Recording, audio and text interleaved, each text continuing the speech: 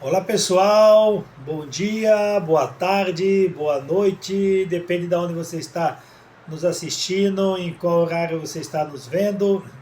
Hoje nós vamos falar sobre um assunto muito importante da nossa história do país, do nosso Brasil. Nós vamos falar sobre a Era Vargas, tá? Nesse período que transformou o Brasil, né? Não esquece de se inscrever no nosso canal, curte, compartilha, comente com seus amigos que vão fazer concursos públicos, municipais, estaduais, os concursos unificados que estão vindo pela frente.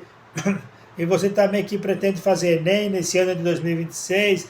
Então, se liga conosco, se liga em história, se liga, vamos bora falar de história, tá? A Era Vargas. A Era Vargas foi um período que transformou o Brasil entre 1930 e 1945. Hoje nós vamos falar sobre um dos períodos mais importantes e decisivos da história do Brasil, a Era Vargas. Um tempo de profundas transformações políticas, sociais e econômicas que moldaram o Brasil moderno. Para entender o país que temos hoje, suas leis trabalhistas, a presença do Estado na economia e até certos hábitos políticos, é impossível ignorar Getúlio Vargas. O Brasil antes de Vargas, antes de 1930, o Brasil vivia a chamada República Oligárquica, denominada pelas elites do agro, né? Na época, especialmente os grandes produtores do café de São Paulo e Minas Gerais. Esse sistema ficou conhecido como política do café com leite. O poder estava concentrado nas mãos de poucos, o voto era aberto, facilmente manipulado, e grande parte da população, trabalhadores urbanos, operários e camponeses, estavam completamente excluídos dessa política. Mas esse modelo começou a entrar em crise. E a crise ela começou a se instituir em 1929, e o colapso do café, né? Houve um colapso, ali naquela época de 1929. Em 1929 ocorreu a grande crise mundial, iniciada com a quebra da Bolsa de Valores de Nova York. O Brasil, extremamente dependente da exploração do café, foi duramente atingido. O preço do café despencou, fazendeiros quebraram e o governo não conseguiu mais sustentar o modelo econômico vigente, tá bom? Ele não conseguiu mais sustentar, o modelo econômico vigente, que da época, da crise mundial, afetou diretamente o Brasil, diretamente os produtores de café, e houve um colapso, então acontecido, tá? Aí e esse cenário gerou insatisfação política, especialmente quando o presidente Washington Luiz rompeu o acordo político tradicional e indicou outro paulista para sucedê-lo, ignorando Minas Gerais. Minas Gerais era uma força muito importante no país, até hoje Até hoje Minas Gerais, para você ter uma ideia que quem ganha para presidente em Minas Gerais ganha no Brasil todo. Não que seja uma regra, mas é uma estatística, tá bom? Então, aí surgiu a revolução, foi o estopim de tudo isso, foi o estopim, e surgiu a Revolução de 1930.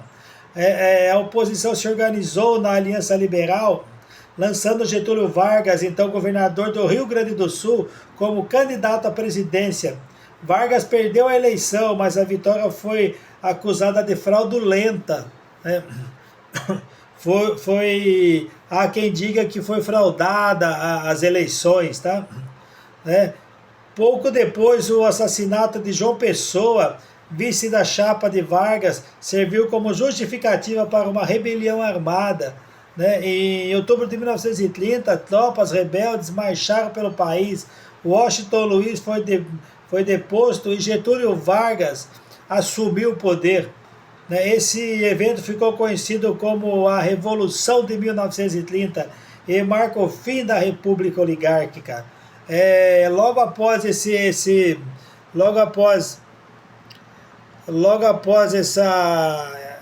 esse movimento, essa Revolução de 1930, surge o governo provisório, entre 1930 e 1934.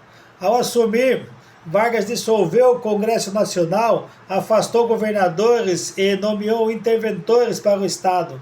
O objetivo era centralizar o poder e enfraquecer as antigas oligarquias. Esse período ficou marcado por forte autoritarismo, mas também por mudanças estruturais importantes.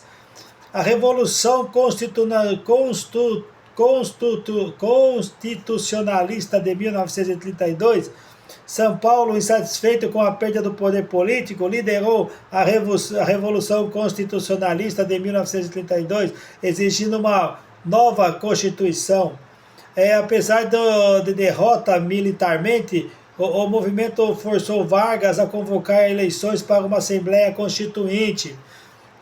A Constituição de 1934, a nova Constituição trouxe avanços importantes: voto secreto, voto feminino, direitos trabalhistas, justiça eleitoral, maior participação do Estado na economia. Foi um grande passo para a modernização política no país. O governo institucional que se deu entre 1934 e 1937, com a nova Constituição, Vargas foi eleito presidente de forma indireta. Esse período foi marcado por instabilidade política e pelo crescimento da ideologia extremista. A ação integralista brasileira, inspirada no fascismo europeu, defendia nacionalismo extremo, autoritarismo e combate ao comunismo. A Aliança Nacional Libertadora, a ANL, de orientação comunista, defendia reformas sociais profundas e tinha apoio de setores populares. Em 1935, uma tentativa de levante comunista, conhecida como Intentona Comunista, foi duramente reprimida. Vargas utilizou o episódio para fortalecer seu discurso de medo e justificar medidas autoritárias. O Estado Novo, que se deu entre 1937 a 1945. Em 1937, Vargas deu um golpe de Estado, cancelou as eleições e instaurou uma ditadura, o Estado Novo. Ele fecha o Congresso, suspendeu partidos políticos, censurou a imprensa e concentrou poderes, propaganda e controle. O governo criou o Departamento de Imprensa e Propaganda, o DIP, responsável por divulgar uma imagem positiva do presidente e controlar informações. Vargas passou a ser chamado de pai dos pobres numa clara estratégia populista. Industrialização e economia. Durante o Estado Novo, o Brasil deu passos decisivos rumo à industrialização.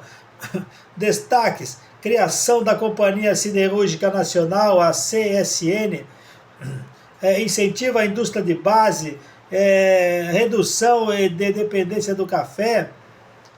dependência do café, forte intervenção do Estado na economia. A Segunda Guerra Mundial ajustou esse processo, pois dificultou importações e estimulou a produção interna. As leis trabalhistas e o trabalhismo.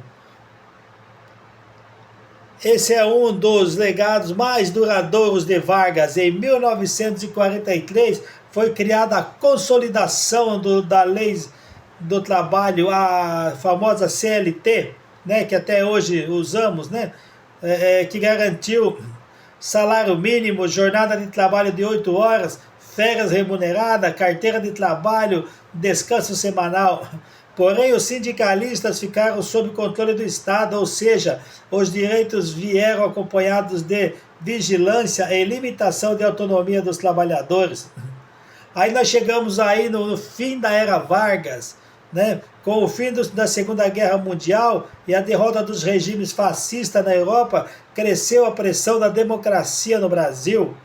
Em 1945, Vargas foi deposto pelos militares, encerrando a Era Vargas, mas sua influência não acabou ali. Ele voltaria ao poder pelo voto de 1951, mostrando a força do seu legado político. E concluindo nosso estudo de hoje, nossa fala de hoje, porque a Era Vargas é tão importante. A Era Vargas representa uma ruptura profunda na história do Brasil. Foi um período de contradições, autoritarismo, direitos sociais, modernização, repressão política e avanços trabalhistas. Né? Getúlio Vargas não foi um herói nem um vilão simples. Ele foi um político complexo, que entendeu como poucos as mudanças de seu tempo e soube usar o Estado como ferramentas de transformação, né, e de controle. Entender a Era Vargas é entender as raízes do Brasil contemporâneo. Então Vargas era uma figura, ele era uma figura complexa, muito interessante. Vargas, ele é um bom tópico para se estudar. Tem muito mais coisas sobre Vargas, né? Vargas, ele foi um político, ele não era nem vilão nem herói, né? Ele sabia fazer política, né? Soube fazer política. Então Vargas é uma história muito interessante que cai em concurso, cai em prova do Enem. Você estudante aí que tá ingressando esse ano aí novamente, saindo das férias, não, então aprendam conosco. A Era Vargas é muito interessante, muito importante, tem muito mais coisas, né? Fique conosco, continue no nosso canal, se inscreva no nosso canal, né? Nós estamos aí no YouTube, no TikTok, no Kawaii. Vamos que vamos, bora falar de história, tá bom? Um abraço a todos, né? Continue com a gente e até a próxima, até o próximo vídeo, tá bom?